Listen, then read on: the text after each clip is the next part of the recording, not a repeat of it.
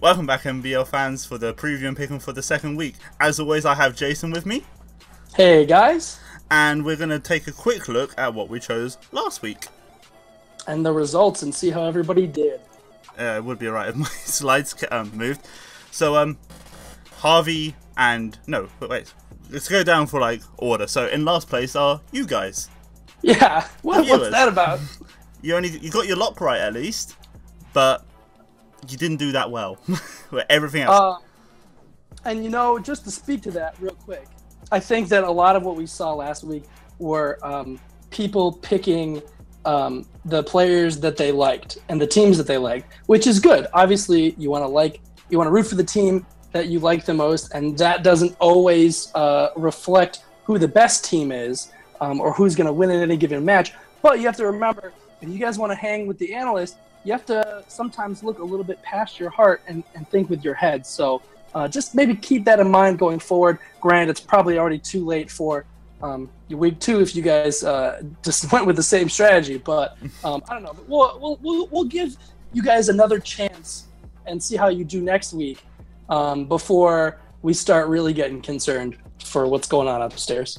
Exactly. So analyst-wise, Juan and Harvey are both on are 2. Tailwind is lagging behind with 1.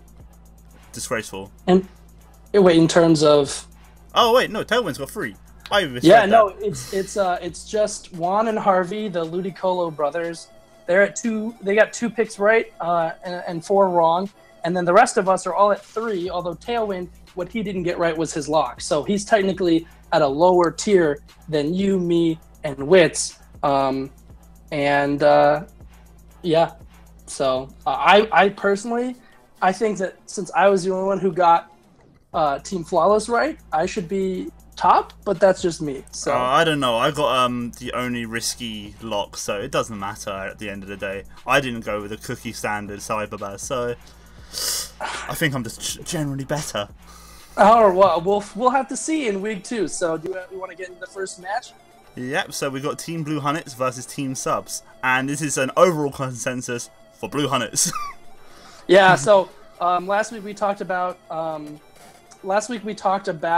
how there weren't any unanimous picks. Well, that didn't take very long for that to happen. So sorry to Team Subs, but Blue Hunnets actually did have a fairly strong showing last week, despite losing to Team Leaky, whereas Team Subs had kind of a rough go against Team We Disney. So that could explain this discrepancy.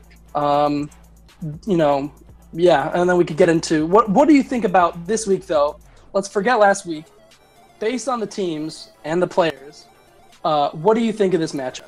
Well, we saw Team Blue Hunters actually put up a... Obviously, we can't base it so much on last week, because obviously it's a new week, they might have a different mindset. But last week, Blue Hunters put up a really good fight, except from killing their own Lele, but obviously they kind of wanted to do that. But that's beside the point. They put up a really good fight against Leaky. It was a very close, very fun match to watch. And Team Subs, they made questionable plays. They protected a lot of times where it felt needless. Yeah, very passive. And I get that they were, trying to scout things out and see what would happen. But I think that I was saying this a little bit last week against We Disney, where it's really important they have a lot of single attackers. Protecting is good. Double protecting, not so good. You really have to call the right slot and then counterattack with the other one. So exactly. The fact that they didn't do that, maybe they'll have an easier chance against Team Blue Hunters. However, as we saw in their match last week, there were a lot of spread attacks. You have the Earthquake coming out from Hippowdon, Mega Steelix. You have Discharge potential out of Rotom. You could still have Dazzling Gleam out of Tapu Lele. So, maybe now some double protecting option might not be a bad idea, but still, I think overall going to need to see much more aggression, or at least just commitment to taking these shots. Because actually, if you think about it, or if you listen to their game last week, they did have some of these calls, but then backed out of it at the last minute and decided to play it safe. So maybe more really trusting their gut. Yeah, they got to have the will to fight. But what really might help them, one thing I will give Subs, Mega Lucario has a lot of fun with that team. Oh yeah, that's my big thing. I think this is going to come down to a battle of the Megas between Mega Lucario and Mega Steelix, because they both kind of go nuts on a lot of the other Pokemon on the opposing teams. Yeah, definitely. That and obviously Oranguru. I feel like Trick Room is coming this week for Blue Hunters. Like, it has a good matchup against their team. They have like a lot of their mons, except from Mega Lucario, are middle of the road speed. Like, except from obviously Crobat, but I feel like they're all middle of the road, and something like Mega Steelix in the Trick Room with an Instruct can do a lot of work this week. Yeah, well, and it's much easier for Team Blue Hunters to set up to take advantage of Trick Room than it is for them to take advantage of Tailwind, because there's no Trick Room setter on, I believe there's no Trick Room setter on Team Sub side. So Mew. Instead of, oh, does Mew get Trick Room? Okay, Mew gets every move that you can learn from TM. Oh, is Trick Room a TM? I guess it is. Okay, so Mew could be a Trick Room setter, but I don't really think that Team Subs is going to want to take that route. Crobat is way easier to just set up Tailwind. It's going to be the fastest thing on either team, I believe, at least before Mega Evolving. And so just getting up a quick Tailwind and then wrecking that way is good. But from Blue Hunted's side of the field, Trick Room is a great option because Oranguru can be inner focused to ignore Fake Out. You can have a Mental Herb to ignore Taunt. And at that point, it really comes down to, or it can have a Berry to survive being double targeted. So it really comes down to Team Subs is going to have to predict if Blue Hunteds does go with the Trick Room route, what item is on this Oranguru, and how are we going to be able to stop Trick Room from going up? Because once that does happen, they're going to deal with a lot of problems. Yeah, they're going to deal with a lot of problems. Well, go ahead. They don't even have to worry about the Fake Out, though. They've got Tapu Lele. Also true. Yeah, so they could just go with Telepathy in that case. But speaking of terrain, one of the other things that I kind of wouldn't mind seeing from Team Subs, and this would be a pretty ballsy move, but I would love to see manual grassy terrain from Shiftry. It would be a very niche pick, but that's kind of what happens in these counter leagues, because by getting rid of the psychic terrain, they can use Hitmontop. Hitmontop's priority Fake Out not a lot better. They can use it at all. They can use Bullet Punch for Mega Lucario, which normally isn't going to be an option. And I just think that even the recovery could come in handy for their team if they went a bulky route.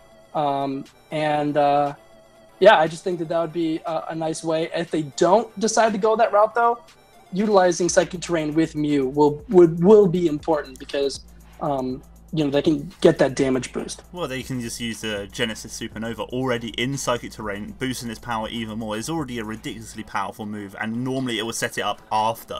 But if you could do it in Psychic Terrain, something's dying. Yeah, but I don't know. I mean, that was part of my issue. I kind of prefer a bulkier Mew, or maybe like a less offensive one with a variety of options. I like the versatility that Mew offers. I think they have plenty of other strong attackers, and I mean that's a personal preference. I don't know how they're feeling, but you saw last week that Mew, it did get off that Genesis Supernova, but it didn't get the KO, and then it kind of tried to do some put on some other offensive pressure, but then fainted before it could really do that. Yeah, it really needs an item like a Life Orb, Expert Belt to really emphasize its damage, because base 100s is good, but it just it's like Silvally. You miss out on a little bit, so you need the little bit of oomph. Right, it's just not quite there. One last thing that I want to say, unless if you have other things, that's totally cool. I really think that I want to see some follow me from both these teams this week. I think Clefairy and Togetic are really big for both of these players. Togetic obviously is going to be a little bit not a little bit afraid, like rather afraid of that Mega Lucario, but it also could keep the other Pokemon on their side of the field safe from that as a threat, just long enough for Team Blue Hunteds to get the knockout. Meanwhile, Clefairy is going to be not so much help in terms of keeping Mega Lucario safe from like an Earthquake, but it could keep it safe from like an Overheat. It could keep it safe from a Psychic or some other super effective attack. Well, that's neutral, but like Deoxys, I don't know if Deoxys has anything else that really hits it just super effectively. I guess a Focus Blast. Yeah, I was just about to say. Yeah, but like long story short is just that Clefable is going to be the way to keep Mega Lucario safe. And actually, you know what? While I'm thinking about that, wide guard out of Hitmontop, between And those two. oh no, Crobat only gets quick guard, doesn't it? Yeah, right. Which probably, I don't expect a lot of priority out of Blue Hornets with Lele on their team. But like between wide guard and follow me, I really think that if they keep their Lucario safe, they can just kind of roll the game with them. So those are my thoughts on that game. Definitely. Okay, let's move on to the next one. So we got Drinking Birds versus We Disney, which I definitely think this is possibly the hardest one to call out of the entire week. Oh, and it's definitely going to be the highlight match of the week too, I think. Oh, also just as a note real quick, you'll notice that actually we may edit them in later. I don't really know, but right now we don't have the MBL vote up because the polls haven't quite closed yet. So we may edit those in later. If you see them on your screen, obviously we have. If we haven't, that's why they're missing. So sorry to pull the veil back. No, that's a good point to make. I totally forgot about that. So for picks wise, anyway, yeah. For Drinking Birds, we got you, Jason, and Harvey, and We Disney is Juan, JP, me, and Tailwind. Yeah, and I normally would kind of like be like faux arrogant and just be like, you guys are dumb for not picking Drinking Birds or whatever. Like, obviously I'm gonna, my picks, I'll think my picks are the best, whatever. But like this one is so close. Their matchup is, it's a really volatile matchup on both sides, and honestly, it could go either way. Like, I also didn't pick either of these teams last week, and so it was hard for me to pick one of them because I want to be like reward their good play by being able to pick them. But of course, these guys had to play each other. So I just went with Drinking Birds. I thought it might have a slight edge, but honestly, like if I get this one wrong, I'm not going to be surprised. I was the exact same, but after seeing their teamwork and the amount of calls they did make last week from We Disney, I feel fairly confident that they will be able to bring it. But like as you said, it's such a hard matchup. Landorus with this double Lando like facing down at each other. Right. Who has the better Lando? Exactly. So it comes down to like faking out like would each of them want to run a choice scarf HPI set to counter each other? Will they do other thing where they counter each other by living HP ices from each other? And then they obviously got ice moves that they can put off from each other. Mm-hmm. But I feel like the hardest thing for Disney to do is thinking how Team Drinking Birds are going to lead, because as we know, they got many ways of leading. That's what they really do. Whereas, sorry, you carry on. Oh no, I was going to say, and they caught me off guard last week. I wasn't expecting what was it? Pledges. It was the pledges. Yeah, I was not expecting the pledges last week. So clearly demonstrating why they're the players and we're the analysts. But it is exactly like that. Must be pretty stressful for Team We Disney, who, while they do have a lot of different threats, their leads are kind of a little bit more predictable. I mean, well, I don't know. I can't really think what they would lead. So obviously, I wouldn't say it's predictable, but it's just Drinking Birds has threats as leads. Like they got obvious ones, which you have to prepare for most of them. Yeah. One last note before I'm going to dive into the team matchup in a second, but I do want to say, as far as picking, the last thing I want to say about why I picked one way versus the other, while I was also super impressed with how Shofu and Duncan played last week, I do also have to recognize that Luke and Callum didn't give them as much of a run for their money as Team Jamie gave Tommy and Josh in week one. So, and then obviously my bias as a VGC player is, I want to kind of give that to them. So I think, though, if Duncan and Shofu do manage to beat Tommy and Josh, they'll have convinced me 100% that they're like a massive threat this season, bar, any kind of bias I may have. But we kind of have to see how this week goes. Anyway, as far as matchup goes, there are two things that I want to mention. One is that regular Venusaur in the sun does a lot, gives like Team We Disney a lot of problems. Sludge Bomb hits both the Tapus. Grass is super effective against Lantern. It resists, well, not as much, I guess. Well, just Gyarados. But it's just like, I think that is going to be a really big potential threat. And on the other side, Landorus Eye hits almost everything on Team We Disney for super effective damage. It hits Venusaur with Psychic. It hits Pheromosa with Psychic. It hits Metagross, Darmanitan, and Ninetales with Earth Power. It hits Helios with Earth Power. It's just like both of those Pokemon are going to be so pivotal to, I think, the other team's success. I wouldn't even be surprised if we saw Flying MZ fly from the Landorus with Team We Disney. Or on the Gyarados. Yeah, either way. Or, like, just Hawlucha does a lot against their team as well. If it gets the Unburden, once it gets its speed raised, Venusaur just dies. Does it outspeed Pheromosa with the I'm pretty certain it does. Probably with an Unburden boost, yeah. So, like, if it gets an Unburden boost, it can be extremely scary. Like, it can just run through their team late game. And you also have to wonder whether or not they're going to bring Manual Rain with Prankster Tornadus. That's definitely a good counter toward Ninetales. 100%. They could utilize that with Gyarados. But again, I thought weather was going to be a big thing last week. Didn't even matter in the long run at all. They didn't even bring Ninetales. So who knows what could happen there. One last thing, well, not one last thing, but another thing is part of me kind of wonders whether we're going to see Belly Drum, Lanoon, and Fake Out Blastoise this week, because unless they bring Ghost Silvally again, literally nothing on their team resists normal type. Well, they got the Frostlass. Oh, right. Okay, so they have Frostlass, which is immune. But other than that, and Frostlass is not the worst in this matchup, not the best, but is a possibility. But like Belly Drum Lanoon literally just could potentially destroy the rest of their team. It's just hard knowing when they can get it up. That's the problem. Yeah, that's true.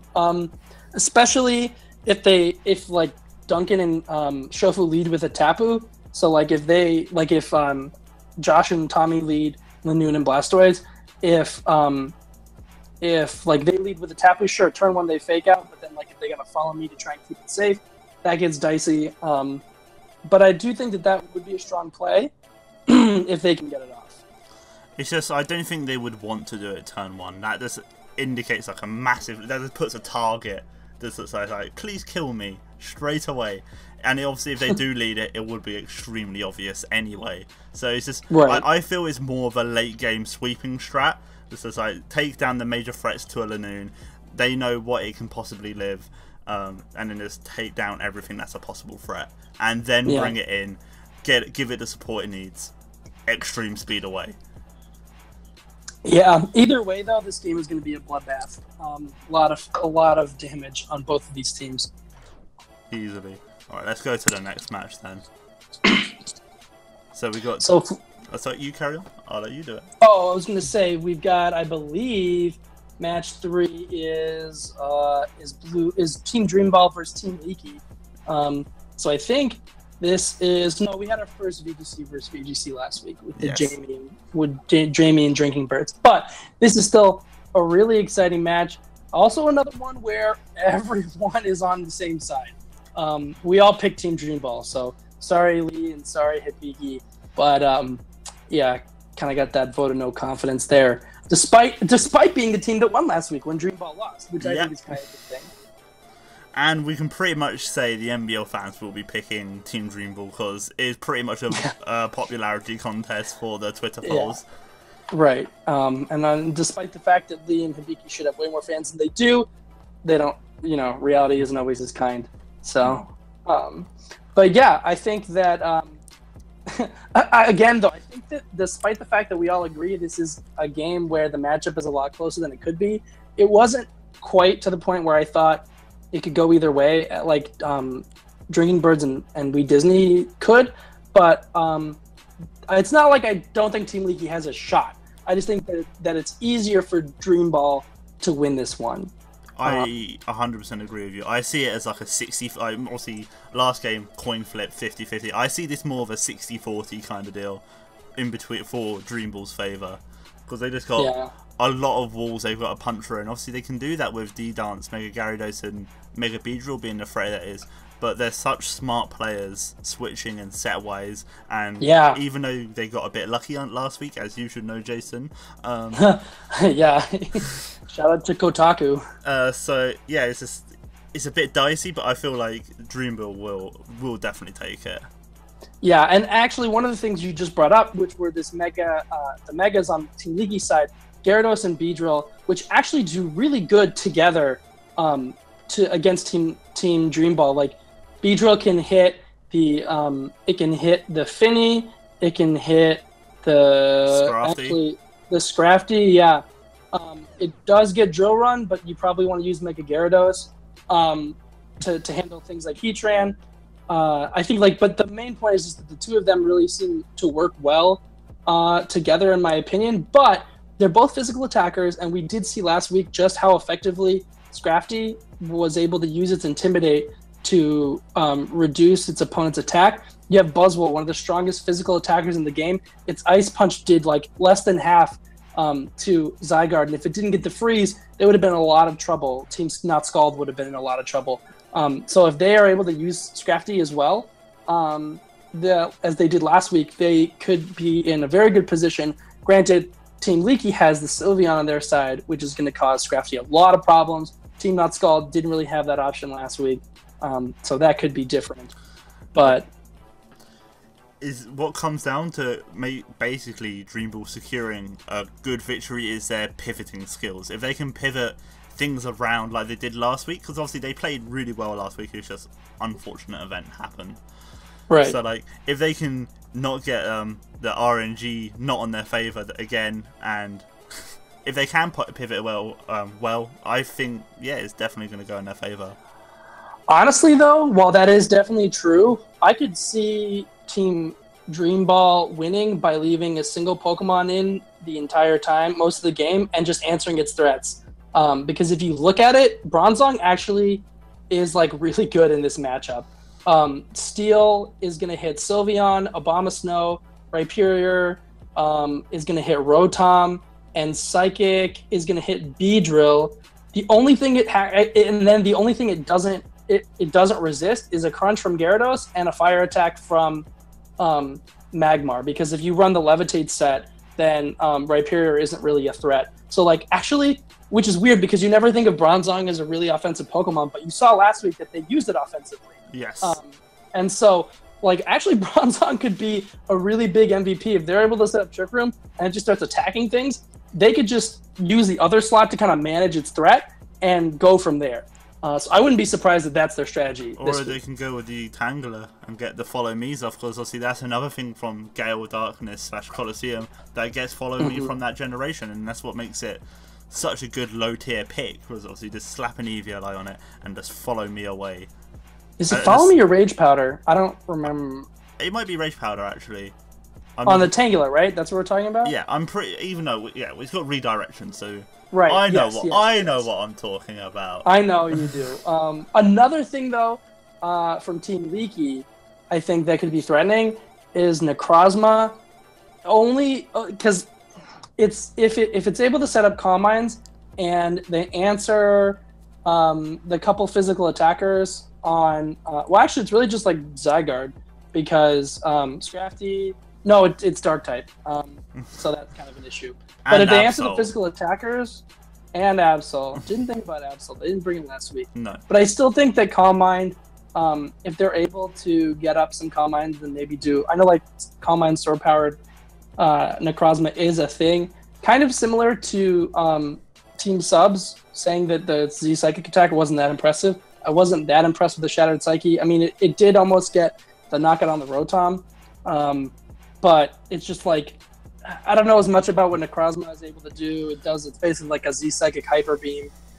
But part of me wouldn't mind seeing it be a little bulkier, because it did disappear pretty fast last week. Well, we can see it being bulkier, but then Sylveon gets Calm Mind and Baton Pass. So you can see Calm Mind passing onto it. So you can naturally run it bulkier, pass the stats onto it, so then you negate like having to have much special attack investment, be a huge presence already, maybe have another thing like Autotomize, I can't say that right, yeah, I think that's right, Autotomize. Yeah, Autotomize. So then you go faster, so then you're a bulky, hitting hard, and you're fast. So you literally got everything, and then you can just start. It's pretty devilish. Exactly. That's devilish. So that's what made it so good in the first place, and what made it banned from Double So You. Right, exactly. Okay, that's what I thought. I was pretty sure it was some kind of Baton Pass set. or was that was what made it good. But yeah, I do think also that bulk will be big. These are two pretty bulky teams, aside from maybe like Mega Beedrill, and like Ambipom, and I don't know, Absol. I'm just trying to see what's not bulky on all the teams. But these are two pretty fat teams, and it's going to be interesting to see who can outlast the other. Exactly. So, we okay to move on? Yeah. Okay, we got okay, quick preference. It says week 1 at the top. We already spotted this, so no comments down there. Obviously, it looks like we forgot to edit the slides, and it's a bit late now, so you're gonna have to deal with it. Saying week 1. We're doing it live. We're doing it live. So for this match, we've got Team Mythical versus Team Jamie. And it's not one. This is kind of one where I thought that it would be everyone picking the same thing. But Toast, you have faith, and I want to hear about your faith because I think that's a beautiful thing. Okay, I feel like they last week Team Mythical could have put up a lot better fight if obviously they remembered to Mega. Yeah. So I feel this week they're going to be like, right, we are 100% pumped. We don't want to be made like a meme anymore. We're not a joke. We're here to fight, and whatever. This is like the best chance to prove it. So right. Mega Medicham, just looking at it, runs through their team. The only thing that really deals with it is Yamega, but Yamega isn't really known for being all too stable in its bulk. Yes, no, it's definitely a super frail Pokemon. But yeah, that's exactly the first thing that I saw is that Mega Medicham causes major problems for Team Jamie. Like just so many problems.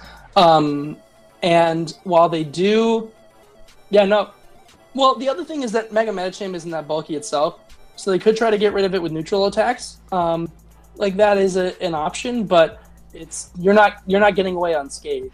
So no. That with obviously Drain Punch, you can heal yourself up. Next to a Cresselia, like the only thing they got for Cresselia really is the Tyranitar, and obviously if you've got Medicham and Cresselia next to each other, you're not going to really want to stay in with a Tyranitar when you know you're just going to be able to get one hit KO'd by a fighting move.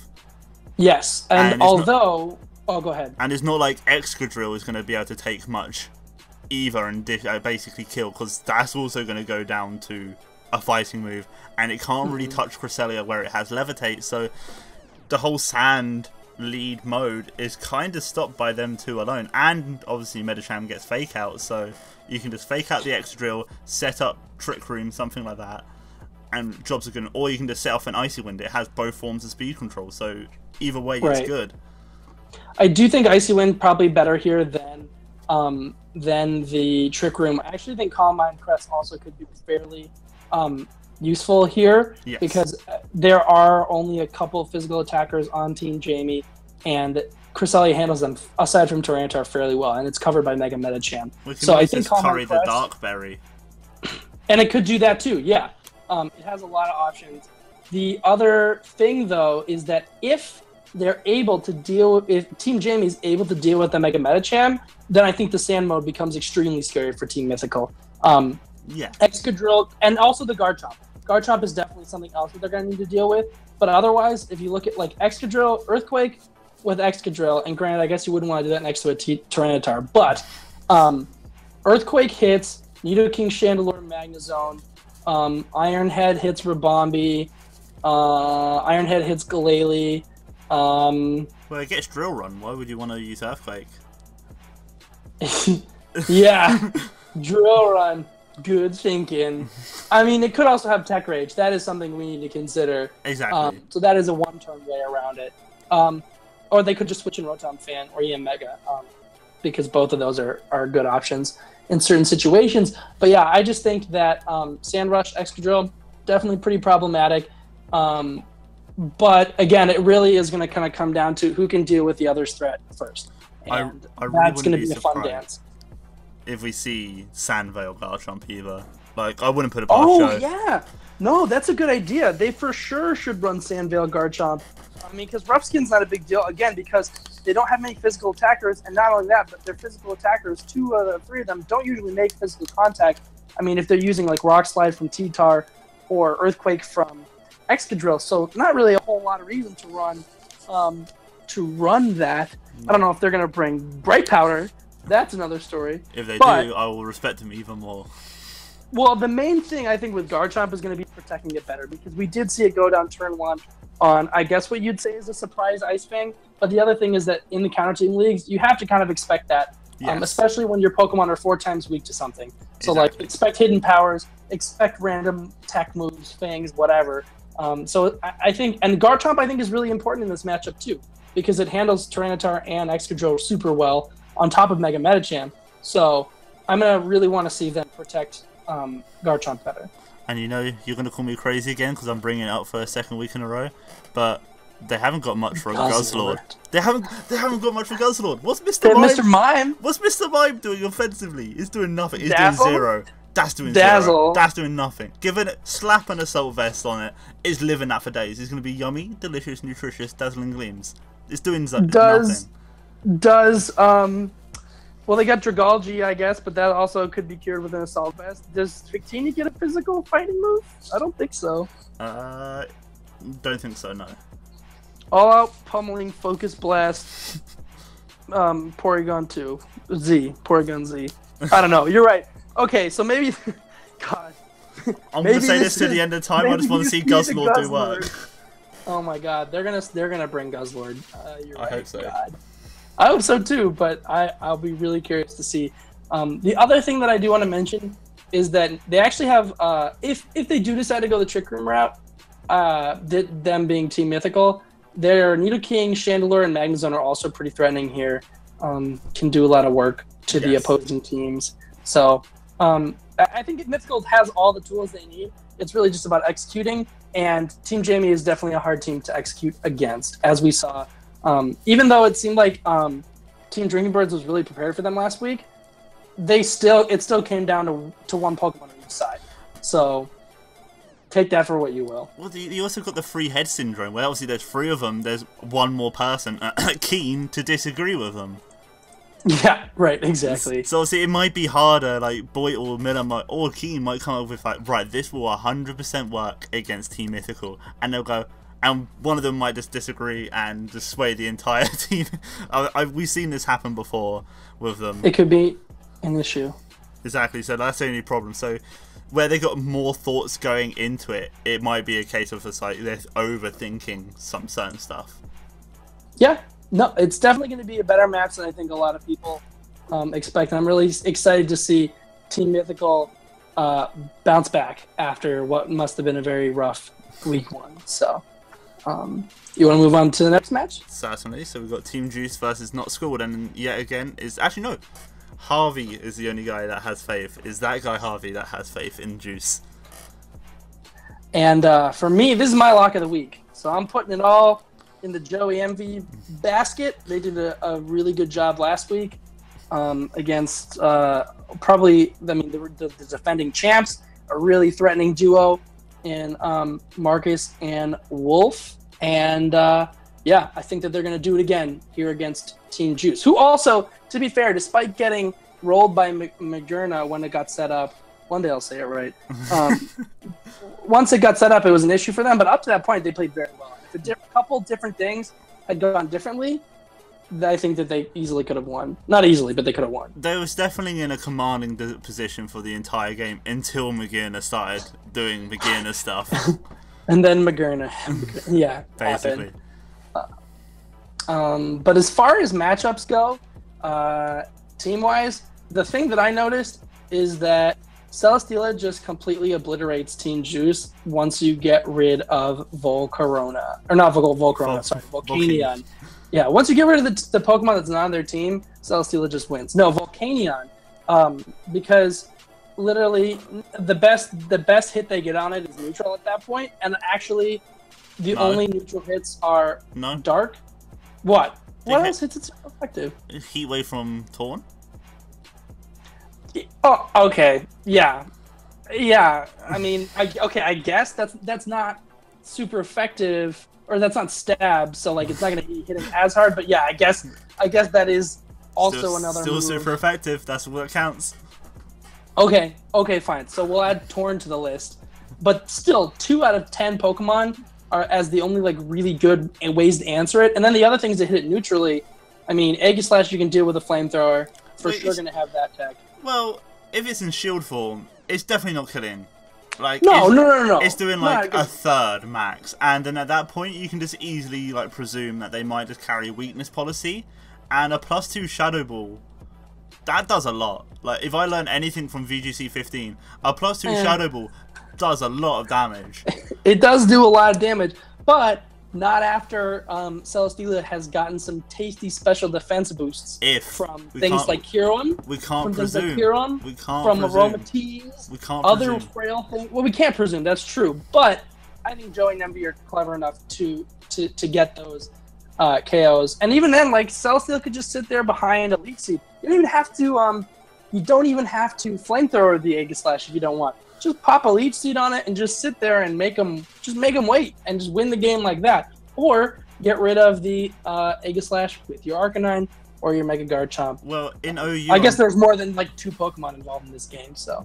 Well, in OU, something that you wouldn't know about... I would not. Aegislash got banned because it literally walls every single Ultra Beast in Tapu. That's why it got banned. Like, you can't... Aegislash is in Ubers now. Like, all the Even other... Celesteela?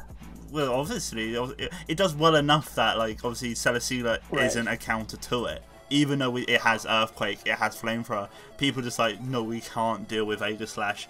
It just walls the entire... Not walls, but, like, it does a good job of going against the meta. So that's what I say, you kind of sleep... Don't sleep on my boy, the Blade. Okay, that's true. I do love Aegislash, and it's a very good Pokemon. But I really do think that Celesteela is like, even if it doesn't just win the game for them outright, it's going to be an incredible pivot throughout the entire match because it can safely switch in to literally any attack except something from Volcanion. That much you at least have to give me. Oh no, I'm sounding like I'm defending Team Juice here. I'm thinking Team School's going to win as well. I'm the same, so I'm trying to keep a balanced perspective on everything. That's fair. That's true. Yeah, I think as far as the rest of the Pokemon on the team goes, there's a lot of interesting like trades, like things. They have a lot. There's like a lot of Pokemon on both sides that kind of like one counters something else, but then is countered in turn. You know, Mega Garchomp obviously does a lot for Team Scall, but then they have to contend with Kiron Black. Arcanine does a lot, but then that has to contend with Crocodile. And and Volcarona. Yeah, right, exactly. So like there's going to be a lot of back and forth. Another interesting thing is I wonder whether like what kind of speed control we're going to see. Team Scald obviously, they do have Tailwind. They have Tailwind Suicune. I forget that that's a thing. And Icy Wind. And they do have Icy Wind. But and they definitely have options there. Right, that I knew. I was going to say. Part of me wonders whether Trick Room might come out.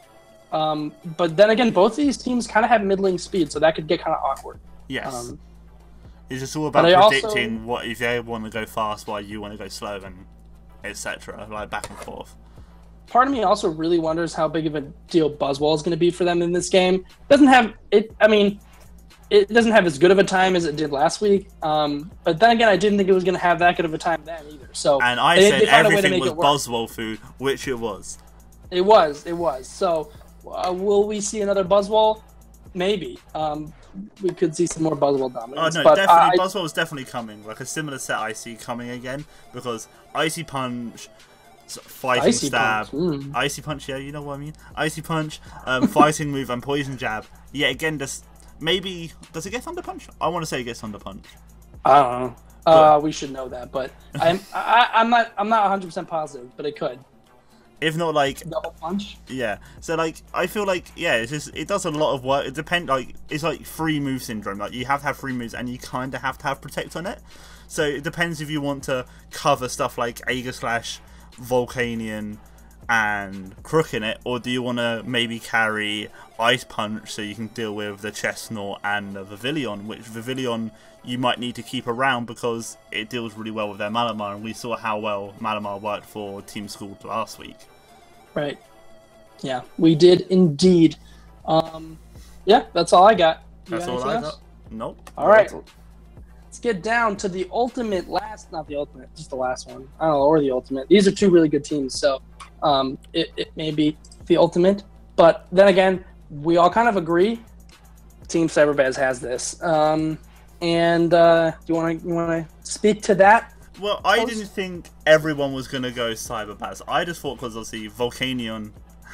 Volcarona now. It's Volcarona now. I did the other thing. Nice. We complete the circle. Is it Volcarona deals with the two big threats, Magearna and Hooper Unbound. But I feel like Cyberbads is the best team in this draft at the moment.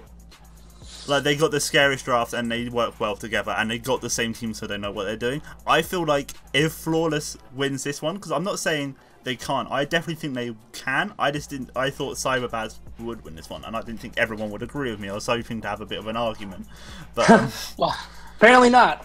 If they win this one, they will definitely show that one, Magearna too OP, please ban, and two, like, people need to stop sleeping on them so much. Right. I do think that Team Cyberbads has all the options that they need to shut down the strategy that we saw last week. Because if you think about it, Team Floss was having a pretty rough go until Magearna got in there and started getting KOs or just getting its boost. It doesn't have the KO, it just sits there. Right. It just sits there. And then things would faint and it would just get stronger. But that was really only because of this, like, that really only worked because Sticky Web kept everything on Team Juice's team slow. And, like, I don't think that Team Cyberbads is going to let Sticky Web happen. They have a lot of options for that. They have Aerodactyl, which is going to outspeed naturally. Rock Slide is going to destroy. Taunt, more so. Because you know he's going to have Focus Sash, so you want to taunt it. Right, and they have Purloin too. But I was also saying they could leave Raichu. If they wanted to completely shut down Galvantula, just like a fake out, clap that sucker up, then Rock Slide, and even if it decides to attack, you got the Lightning Rod. It's just, I think that they easily have a way to stop the Sticky Web from going up, and once that happens, like, Magearna isn't that scary. It's still not fun, but it's not unbeatable. Volcarona does resist both of its stab attacks. It resists Steel and Fairy. Yep. And also, Nidoqueen could also potentially be an option for Magearna, with Earth Powers. Although I don't really know how bulky that thing is. Could be pretty bulky. But also another thing I wouldn't be surprised to see is if Breloom comes out this week and just starts putting things to sleep. Well, another problem for Flawless side, though, like, Cyberbads really have to deal with the Serena. You think? Well, it stops Fake Out. It stops Priority. That's half of their strategy. I mean, they didn't... Yeah, I guess that's true. Aqua Jet, that does stop Aqua Jet. Aqua Jet's Fake Outs, all that good stuff. It stops Purloin with Prankster. And again, Volca is kind of their best option. It's exactly... Sludge Bomb from Nidoqueen, but... This is all hypothetical, so... Right. That's not a bad point. And I actually think Serena does... it resists Raichu, it can hit Azumarill. So, like, it stops Aqua Jet and then hits back for super effective damage. It's not bad. It could definitely be a thing here in this game. But another tool that I think Team Flawless has is Togekiss. Obviously, we saw them use it really well last week, aside from the accidental timeout, and they didn't roost. But I think that could be really helpful. The Fallen Me set is definitely really good, but part of me also wouldn't be super upset if if they could deal with the Raichu, if they went for Paraflinch sets, because that actually, like, Air Slash hits Volk, it hits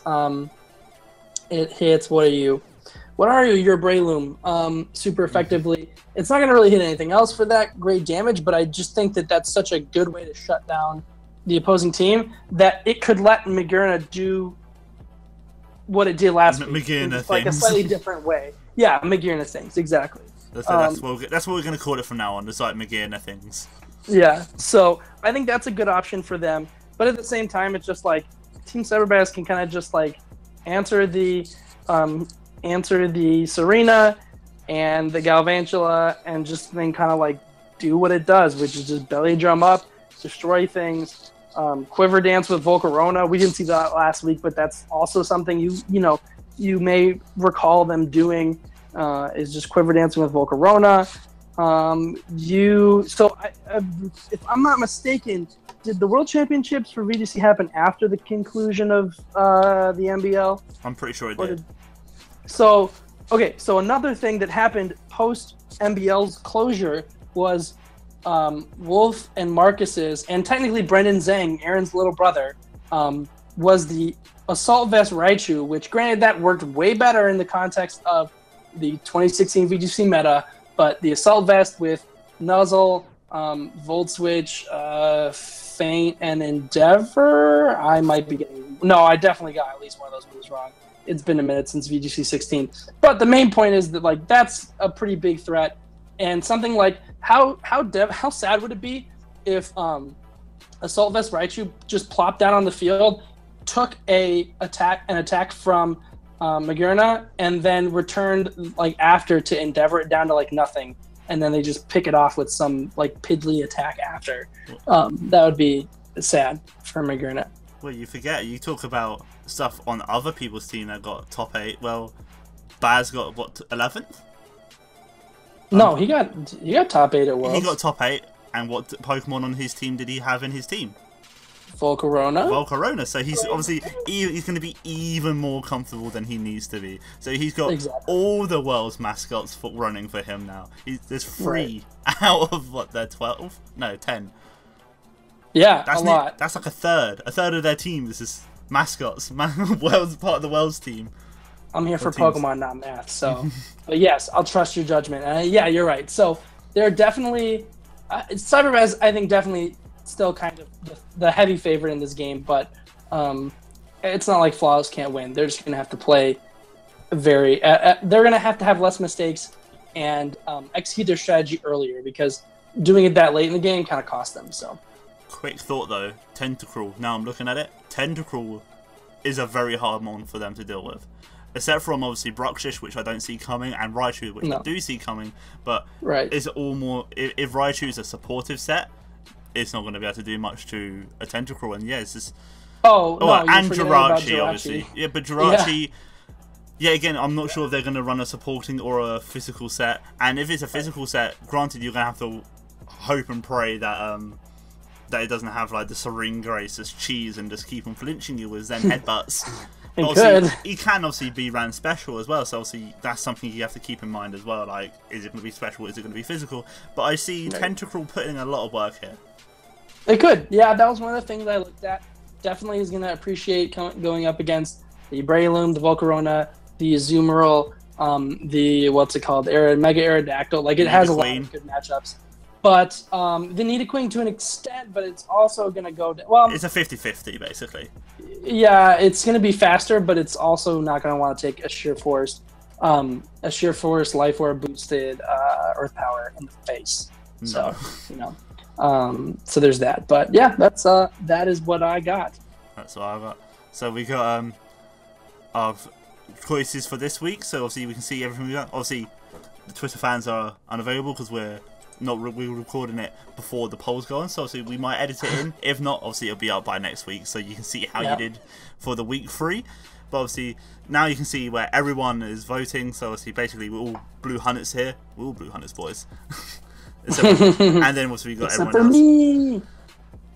So yep, and that's basically it. So you can quickly see if you didn't want to watch the whole video and you just wanted to see who's got who. So here's that's like a quick, easy look at the teams, and except from that, I think we're all done here. Yeah. So thank you guys for coming through and watching these videos. We know they're long, but there are a lot of gems in here. Learning. Also, hopefully, we're kind of entertaining. I like to think so. But yeah, so be sure to catch all these matches. You can find it right here on the MBL channel. Okay, I think we lost Jason, but. You can catch it Saturday, 8 o'clock GMT. Translate it to whatever time you want to see it. And except from that, I'll see you guys this time next week for the week 3 predictions and pick'ems. Thanks, guys.